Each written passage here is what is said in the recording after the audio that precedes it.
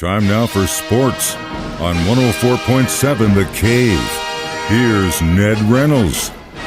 Mike the intern, Ned Reynolds in the studio. Thank God it's Friday. I got a notification yesterday from my ESPN app saying the NCAA has announced they're going to, or at least proposed, a plan to pay athletes. And as soon as I saw that, my first thought was you. I was like, I can't wait to hear what Ned has to say about this. There's really no way it's going to be avoided. And this is a situation that does exist now. We live in a different time, and it is a really complicated deal. But the verdict is that the colleges will pay the players. Now, a federal judge still has to approve the deal, but the power conferences, all of the power conferences, and there are 5 of them, the Bears' new conference is not a power conference, but it will be affected by this. They have cast their approval on this, and what it does is radically change the entire scene. These aren't amateur athletes anymore. They are professionals, and the plan states that colleges can have, they don't have to have this, but they can have as much as $21 million in their stash to pay the players. It isn't just football and basketball. It's all the athletes, everybody. So it's up to the college to divvy out how much each one's going to get and how much the players are going to get and so forth and so on. And that'll be a collegiate decision. They don't have to. $21 million is the amount right now. That'll be the cap on this. Now, what does that do? How does that affect the nil? It doesn't. Nil still remains. That means the athlete can apply for the name, image, and likeness if, in fact, that athlete, he or she, has any kind of advertising about them. And transfer portal.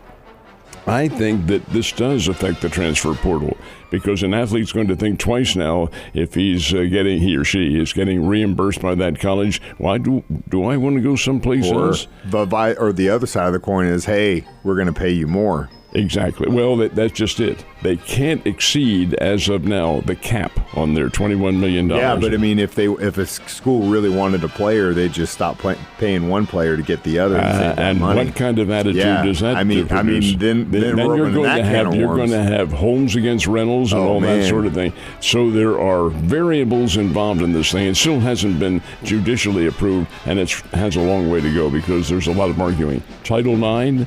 What do you do with Title IX? Well, that has not even been addressed by all of this. So we'll see. It has a long way to go, but that is the plan for colleges to pay the players. Title IX and also scholarships. I mean, think about the there are none.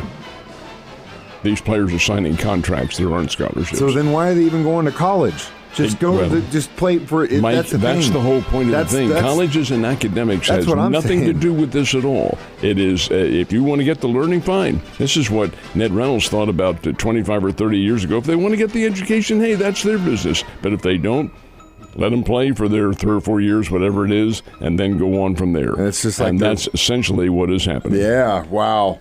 Baffling. Well, we'll see. We are definitely living in the future, Ned, that's for sure.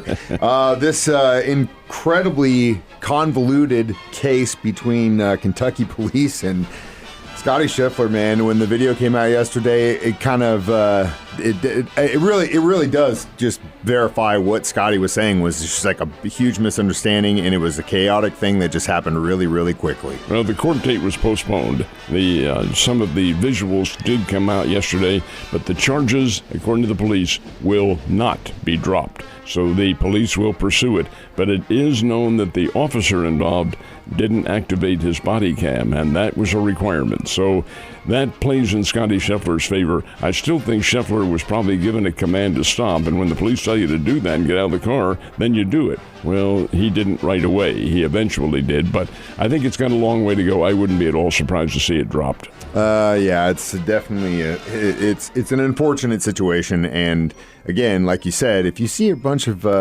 officers on the side of the road and their lights are flashing, I don't care who you are, you need to stop and let them do what they're doing because they're working.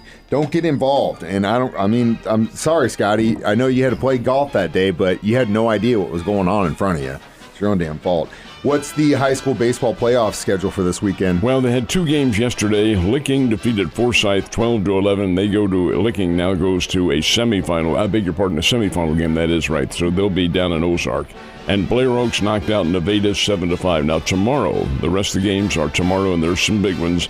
St. Francis Borgia from Washington, Missouri comes down here to play Willard. That'll be at 1 o'clock. The winner going to Ozark for the state championship finals. And over at Glendale High School, the Glendale Falcons take on Blue Springs. Up in the Kansas City area. The game is here, and that's a 2 o'clock start. That will be a dandy. So it could be we'll have, if everything breaks in Southwest Missouri's favor, we'll have perhaps Glendale and Willard represented out there in the state championships, which begin on Monday for the smaller class schools. Good luck to everyone playing on the field this weekend. Ned, we got plenty of sports left to talk about, including some racing down the road. I'll see you then. I was at band practice Wednesday, and we're all talking about, what are you doing, the family this weekend? And one of the guys like, my dad comes over and it's racing all weekend long. And I'm reminded it is a tradition for a lot of families this weekend to do a lot of drinking and watch a lot of racing. Well, and the racing will all be on Sunday, weather permitting. The Indianapolis rain date is Monday the next day. And apparently they're expecting some rain up there. But isn't everybody expecting rain? Look at the forecast and you're expecting across rain. Across the country. Just like the forecaster said the other day. The forecast today is sunny skies with thunderstorms. Now explain that one to me, please, if you will. What on earth? Anyway, spring in the Ozarks, my friend. Figured you'd be used to it by now. Well, you would think so. But the Indianapolis 500 is Sunday, the rain date Monday. Scott McLaughlin, 234 miles an hour for the pole. That'll be record speeds. And folks, unless you see it in person, you can't believe how fast those cars are going. Then the Coca-Cola 600 NASCAR race, and that pole will be decided this weekend. Here's Kyle Larson, of course, is going to try to race in both of them. And now, if there's rain involved, then he can, because he would race maybe in Charlotte, North Carolina on Sunday night, and they go back to Indianapolis on Monday, if all that happens, but we'll see. It is a very big weekend, however, for motorsports. It is also a big weekend for baseball. I got the Royals in Florida against the Rays. You got the Cardinals at home against the Cubbies. So that's going on. And then on top of all that, you got the playoffs. And the NBA playoffs and the National Hockey League Stanley Cup playoffs are continuing.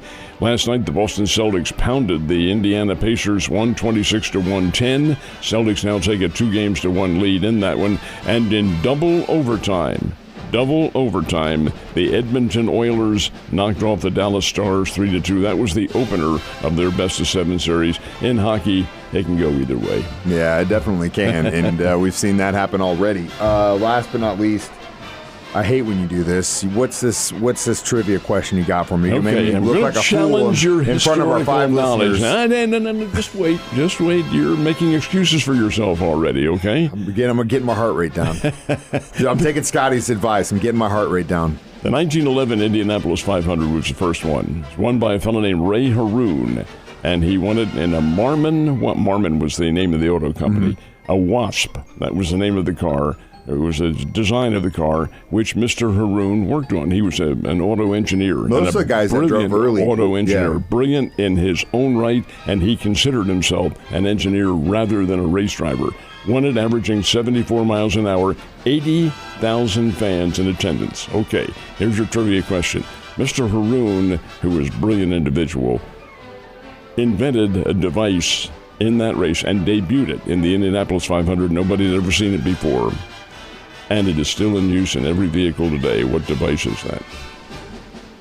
Now think, what do you do when you get in the car? Does it have anything to do with the driving of the car? In some respects it does, yes. Bum, bum, bum, bum, bum, bum, bum. I'm playing Jeopardy here with you. Oh, I thought you were trying to give me a hint with the noise the thing in the car made. No, it's either got to be a seatbelt or that's a very good. It's either a seatbelt or airbag. That's very good. That's very creative. I was thinking it's got to be a safety feature. It's some sort of safety. It is a safety feature. It is the rear view mirror. Okay. He invented it, used it, and the engineers around the country, that's a pretty good idea. We'd better use it ourselves. Got to see what the guy behind me is trying to do. It's crazy. Anyway. Still not using nobody's still using their blinkers, though. I'm glad you didn't say that. It wasn't the blinker. That would have sent me off in a tailspin, Ned. Either way, you have a great Memorial Day week.